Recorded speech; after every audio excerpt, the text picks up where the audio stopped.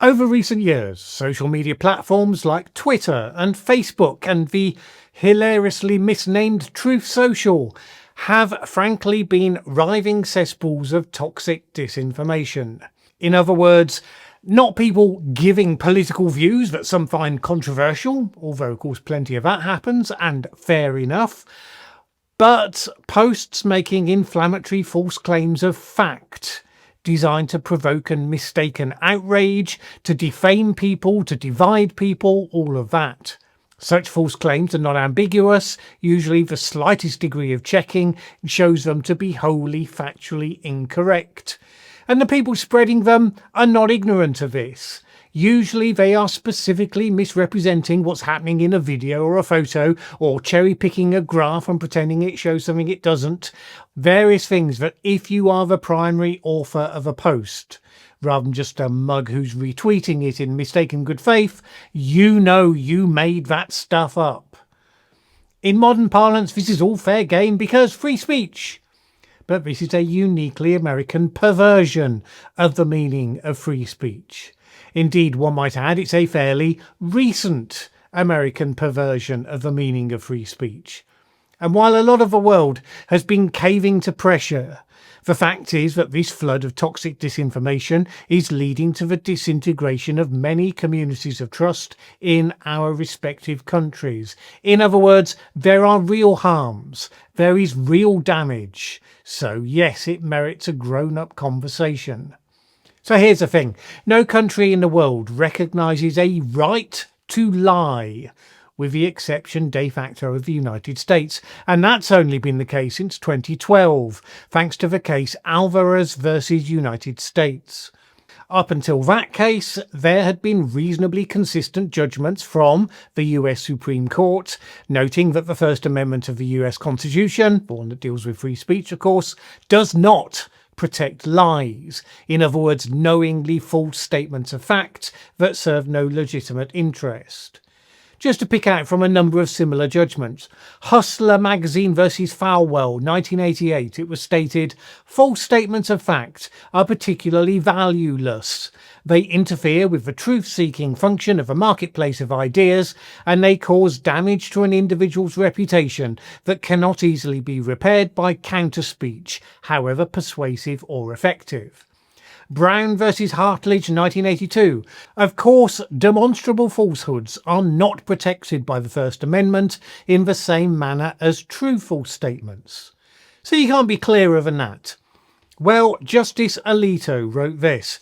Many kinds of false factual statements have long been prescribed without raising any constitutional problem. Unfortunately, Alito was writing that in the dissenting judgment to United States versus Xavier Alvarez.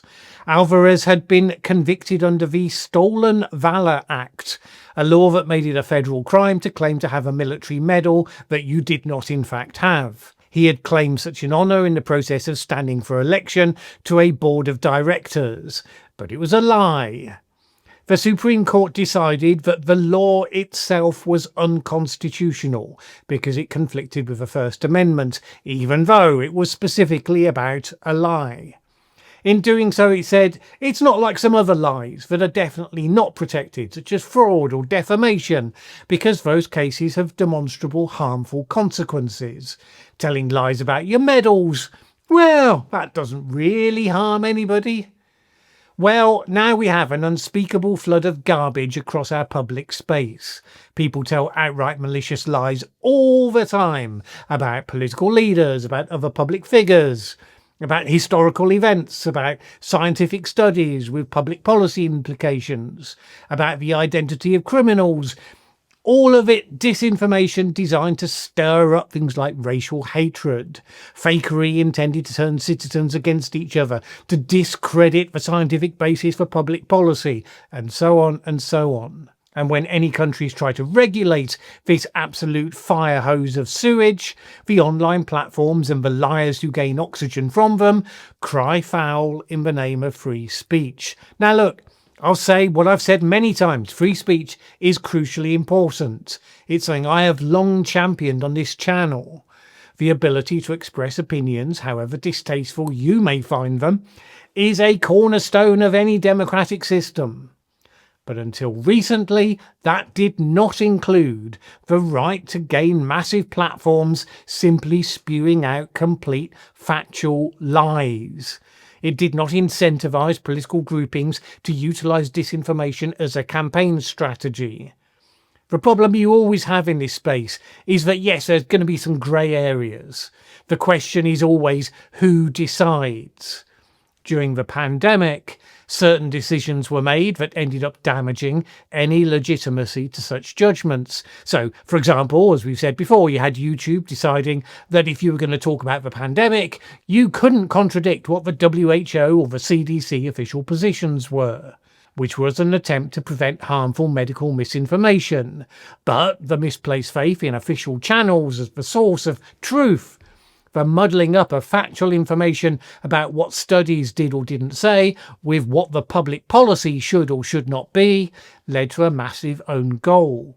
And that's at the heart of the dilemma of free speech, as George Orwell described it: when government takes upon itself to define what is true or false, it becomes the arbiter of truth. And given the fact that falsehood is part of the currency of authoritarianism, it's really not a power you want to just let the government have. Ironically, during the pandemic, it didn't stop the troll army from doing all the fake videos where they claimed that certain empty hospital wards were proof that the hospitals were completely empty and it was all a scam, and where they claimed the virus didn't exist and videos of dead people were actually actors, and so on and so on and so on. All of that stuff, complete fake garbage, thrived regardless. And you will find people today who will swear that all of that stuff was proven correct. Now, in principle, those lies should have been acted on more robustly.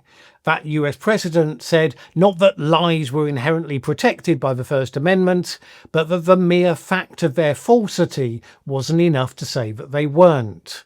The government had to show more, that they harmed others or they gave unjustified benefit to the liar. In a pandemic, encouraging people to believe it was all made up, you'd think that was kind of a definition of harmful speech. But again, that very clarity was undermined by express certainty in areas where certainty did not yet exist. And since then, the modern troll army have just stomped all over those grey areas, pushed the boundaries so far you can't even see a hint of grey in the rearview mirror. To the degree that now on Twitter, you will see almost any tweet where someone's sharing a photo or a video and making a claim about what that media documents, and you can pretty much take it as read that they are lying about that. And the mere fact of fact-checking such posts has more or less zero impact, because the people sharing it and the people consuming it just don't care anymore whether it's true or not, just whether it supports their side or not. One of the more self-serving lies is that what you will find in any reporting by the mainstream media, that will all be lies. At the same time, what you'll find on these totally unregulated platforms like Twitter is that is the new news media, the only one you can trust. In spite of the fact that in many countries, the mainstream news channels have a legal requirement to be factual, for all that they may fall short of the standard from time to time. While the incentives for social media algorithms reward outrage and hence reward lies, because genuine incidents that are shocking and outrageous, few and far between. Otherwise they wouldn't be that shocking, but it's relatively easy to lie about something. The end result is one that is shaping internal politics and also even geopolitics. Significant numbers of people in America believe that disinformation, for example, about Britain having no free speech, that any vaguely anti-government tweet will get you arrested almost instantly, because it's been repeated so often in those online fora that it has become a truism. Most famously, of course, we've had the Vice President of the United States warning Britain in very serious tones about how it is wandering off the truth path, cracking down on free speech. It's always worth asking the question: genuine free speech, protecting the right to present factually based opinion in the face of government disapproval? Yes, That is something that should be defended at all costs. But America's version is not free speech. It is the right to lie. J.D. Vance's America labels peaceful protest as terrorism, claims that robust name-calling by their opponents is incitement to violence and so should not be protected, but identical name-calling by themselves, that's just robust debate. It's just on and on, toxic disinformation. Oh, Ukraine started the war with Russia. Oh, there's a white genocide in South Africa. Anyone whose boat we blow up is by definition a narco-terrorist. No proof required. There's no freedom of speech in Britain, and all of our opponents are terrorists, or at least terrorist sympathisers. No evidence required. This is the standard of so-called free speech that America is now pushing on the rest of the world. It is time to be clear that it's a tainted product. Back in the days of the pandemic, I defended on this channel some of those people who were demonetised or banned from social media channels for speech that was held to break the rules. The answer to bad speech, I said, was more speech, not censorship. And I still hold that to be the preferred standard. But if the US definition said that lies could be held to be unprotected by the First Amendment if they cause harm, I think it's time to note the incalculable harm that's being done to our societies by the social media sewage pipe. We are becoming low-trust, deeply divided societies. We're coming to believe total falsehoods by preference. It's a downward spiral. These things are becoming normalised. Now, it's not to say government should become the arbiter of truth, nor can we pretend this is an easy problem to solve. But certainly we should trust no self-professed champions of free speech if they are using that to excuse out-and-out malicious lies. Free speech is the right to tell truth to power. No, not your truth, not Donald Trump's truth, the truth. Factually correct things. And they can underpin, yes, whatever conclusions of opinion you believe to be valid in the face of the evidence. The right to tell truth to power. It's time to point out that's different to the right to speak bullshit to the credulous.